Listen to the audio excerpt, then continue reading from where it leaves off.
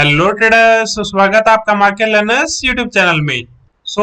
आज मैंने एक स्ट्रेटजी बैक टेस्ट की जिसका एंट्री टाइमिंग था 9:35 और एग्जिट टाइम था 310 एंड उसका स्टॉप लॉस मैंने 30% दिया और उसका ओवरऑल स्टॉप लॉस मैंने 2200 रख दिया। ठीक है, बट जब मैं उसका रिजल्ट देखता हूँ, जब मैं उसका स्टैट्स में जाके ये रिजल्ट देखता हूँ, तो जो मुझे मैक्स लॉस दिखाता है सिंगल ट्रेड में वो दिखाता है 4900। बट हमने तो ओवरऑल स्टॉप लॉस डिफाइन कर दिया कि दिन का मैक्स लॉस 2200 से ज्यादा नहीं जाना चाहिए, बट यहाँ पर 4900 कैसे शो कर रहा है।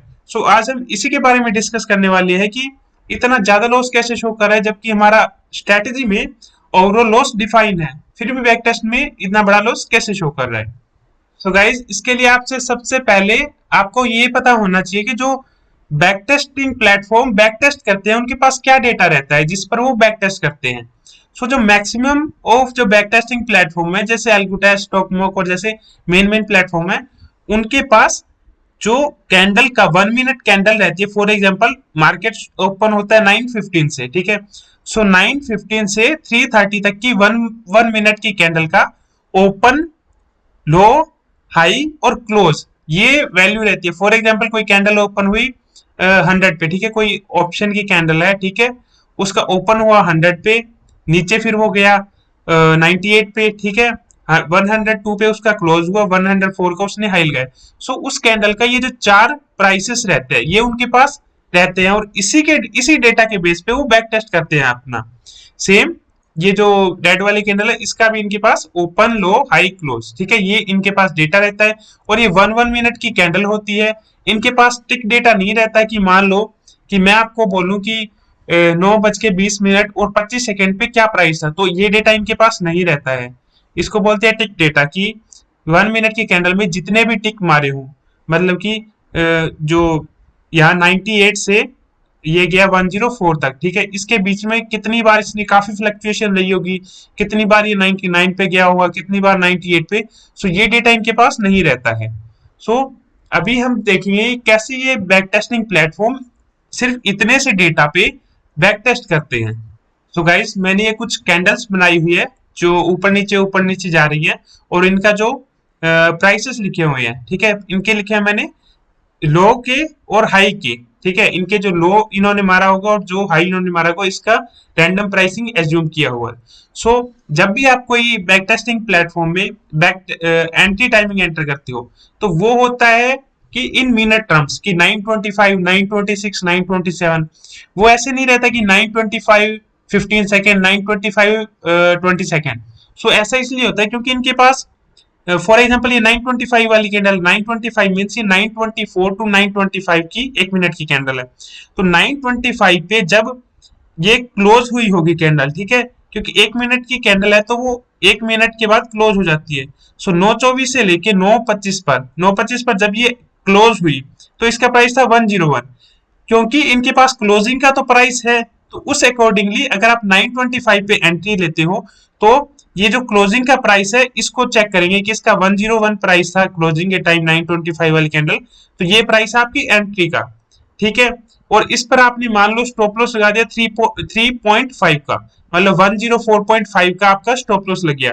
तो अभी क्या चेक करेंगे, ये मान लो कॉल की लेग है, ठीक है, आपने कोई कॉल सेल किया है या पुट सेल किया, जो भी मान सकते हो, जस्ट मैं इजी के लिए कॉल ले रहा हूँ। ये नेक्स्ट वाली कैंडल होगी, उसका लो और हाई के बीच में चेक करेंगे कि जो आपका प्राइस है वो आया है क्या इनके बीच में, आपका स्टॉप लॉस प्राइस या आपने कोई टारगेट सेट किया होगा स्ट्रेटजी में, तो वो इसके बीच में है या नहीं। अगर इसके बीच में है तो वो उस प्राइस के अकॉर्डिंग इसको एग्जिट कर देंगे कि फॉर एग्जांपल इसके बीच में 104.5 का स्टॉप लॉस था, वो नहीं आया। फिर नेक्स्ट कैंडल का देखेंगे 9:27 वाली कैंडल का, इसका लो था 96 और जो इसका हाई था 99। 96 और 99 के बीच में 104.5 नहीं आता, तो मतलब आपका स्टॉप लॉस हिट नहीं हुआ। इसी तरह से 928 वाली कैंडल को देखेंगे ये, फिर 929 वाली कैंडल को देखेंगे, ऐसे आगे करते देखते जाएंगे। जब 923 वाली 934 वाली कैंडल आती है, ठीक है, इसका जो लो लगाया इसने 103 लगाया और 105 इसने हाई लगाया, ये इनके पास डेटा था, ठीक है। अभी ये इसमें चेक करेंगे कि आपका जो स्टॉप लॉस है कॉल वाली लेग का 104.5, ये इसके बीच में आया नहीं आया, क्योंकि अपनी को पता है 103 और 105 के बीच में तो 104 पॉइंट आता है, 4.5 आता है ना। इससे ये एज्यूम कर लेंगे कि आपका 104.5 स्टॉप लॉस हिट हो गया होगा और ये आपके एंट्री 101 दिखा देंगे, 104.5 का आपका स्टॉप लॉस दिखा देंगे, 3.5 का आपका लॉस दिखा देंगे। सो इस तरह से ये बैक टेस्टिंग प्लेटफॉर्म किसी भी जो इनके पास डेटा रहता है उस पर ये बैक टेस्ट करते हैं। सो मैक्सिमम जो प्लेटफॉर्म रहते हैं उनके पास यही ओपन लो हाई क्लोज का डेटा रहता है। जो टिक डेटा पे बैक टेस्ट करते हैं वो मतलब बहुत ही कम प्लेटफॉर्म है, ठीक है, या माइनर से ही। सो अभी इसके बाद देखेंगे कि जो ये तो मैंने आपको कॉल लेग या पुट लेग सिंगल लेग का दिखाया कि कैसे ये स्टॉप लॉस करते हैं। इसमें तो कोई दिक्कत नहीं आती कि ऐसे स्टॉप लॉस हिट हो गया आपका, जो लाइव में भी होगा उसमें भी ऐसे ही कुछ स्टॉप लॉस हिट होगा, ठीक है। बट जो ओवरऑल स्टॉप लॉस आप डिसाइड करते हो उसका ये कैसे बैक टेस्ट करते हैं अभी वो हम सीखेंगे। सो गाइज वो स्ट्रेटेजी जिनमें आप ओवरऑल स्टॉप लॉस डिफाइन करते हो और वो स्ट्रेटेजी जिनमें आप सिर्फ leg wise stop loss define करते हो उनके बैक टेस्ट में थोड़ा सा डिफरेंस होता है। वो मैं आपको समझाता हूँ कैसे। कि मान लो आपने कोई निफ्टी की स्ट्रेटेजी बनाई, 100 कॉल 100 पुट का सेल किया और आपने स्टॉप लॉस लगाया 20 पॉइंट लेग वाइज। मान लो आपने लेग वाइज स्टॉप लॉस लगाया तो मान लो इसका जो लो था वो 100 था और हाई है इसका 180, इस वाली कैंडल का, ठीक है, 1 मिनट कैंडल है। तो वो चेक करेगा बैक टेस्टिंग प्लेटफॉर्म की 100 और 180 के बीच में 120 आता है नहीं आता, 120 आता है तो आपका 20 पॉइंट का स्टॉप लॉस वो मानेगा कि हिट हो गया और 20 पॉइंट का आपको बैक टेस्ट में लॉस शो कर देगा। बट मान लो इसी जगह आप कोई कंबाइंड प्रीमियम मतलब ओवरऑल स्टॉप लॉस वाली स्ट्रेटेजी डिफाइन करते, कंबाइंड मतलब ओवरऑल। सो 100 का कॉल और 100 का पुट सेल किया, ठीक है, और स्टॉप लॉस दिया 20 पॉइंट का overall stop loss, combined means overall stop loss. तो क्योंकि इनके पास बीच का डेटा नहीं होता तो मान लो ये जो कॉल वाली कैंडल है ये 140 गई, ठीक है, और जो पुट वाली कैंडल है यहीं कहीं पे 80 गई। सो कैंडल के बीच में ये 220 चला गया, दोनों का आपका प्रीमियम 220 चला गया, मतलब आपका 20 पॉइंट का लॉस हो गया, ठीक है। सो लाइव में तो ये स्ट्रेटेजी एग्जिट हो जाएगी, 20 पॉइंट का स्टॉप लॉस हिट हो गया, एग्जिट हुई। बट क्योंकि इन्हें ये नहीं पता होता कि इस टाइम पे कि कैंडल के बीच में कब प्राइस 140 गया और 140 गया तो उस टाइम जो पुट वाली लेग का था उस टाइम प्राइस क्या था। तो बीच के सेकंड का क्योंकि इनके पास डेटा नहीं होता और दोनों जो कॉल और पुट की लेग का जो 1 मिनट की कैंडल का डेटा होगा इकट्ठा डेटा इनके पास नहीं होता कि इस सेकंड पे दोनों का प्रीमियम इतना था, इस सेकंड पे इन दोनों का प्रीमियम इतना था। तो वो ये डिफाइन नहीं हो पाता कि कहाँ पे आपका स्टॉप लॉस हिट हुआ।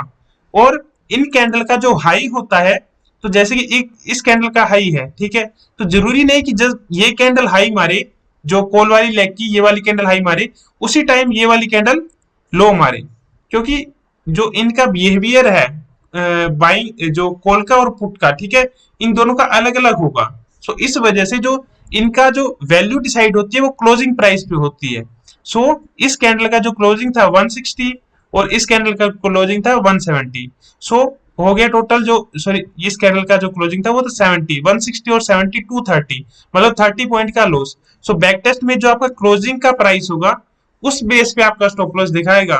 लाइव में तो 20 पॉइंट आपने डिफाइन किया वो हिट हो गया तो हो जाएगा, बट क्योंकि बैक टेस्ट में जो क्लोजिंग बेसिस पे लेता है तो 170 प्लस 160 प्लस 70 230, 30 पॉइंट का लॉस, 30 पॉइंट का लॉस आपकी ये जो स्टॉप लॉस डिफाइन किया उससे ज्यादा है।